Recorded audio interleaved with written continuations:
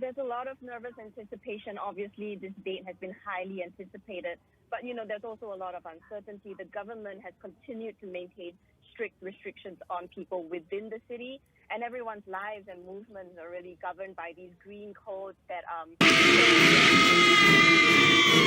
health conditions, your temperature, your close contact, and you need them to go everywhere, to get onto the train, to get onto the planes, to go in the shopping malls, to go into any building or restaurant. And so even though people are rushing to get out, there was a lot of fear as well that they wouldn't actually be able to board their flights or their trains. We were just at the airport where there was a whole crowd of people at the entrance trying to figure out how to get in, especially older people who couldn't really navigate the QR code that the airport had as well. Security staff outside getting overwhelmed by questions. Some people even trying to force their way through.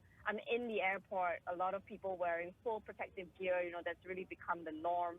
People keeping their distance. So it's like a mix of excitement, but also nervousness, and just quite a bit of tension in the air.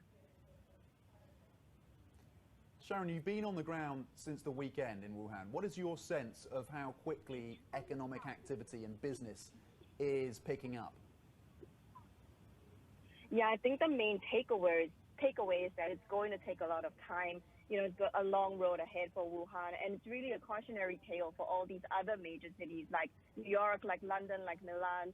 It's not going to be a flip of a switch when they lift their lockdowns. It's really a cautionary tale for all these other major cities like New York, like London, like Milan. It's not going to be a flip of a switch when they lift their lockdowns.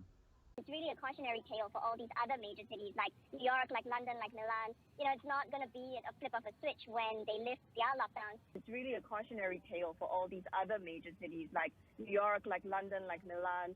It's not going to be a flip of a switch when they lift their lockdowns. People are just cautious. They're cautious about getting the virus, about the second wave, about coming into contact with someone who might test positive or might display symptoms, and they themselves getting quarantined again. People have also gotten so used to keeping their distance that there is a little bit of a shift just in the way that people interact and in the cultural sense, because people have just gotten used to not gathering in crowds, not really going to crowded places. Even restaurants, they're beginning to open, but nobody's actually going inside to eat. A restaurant owner told us that, even though they're lifting the lockdown today, it's not really being lifted in the real sense because life isn't going to return to normal for some time yet.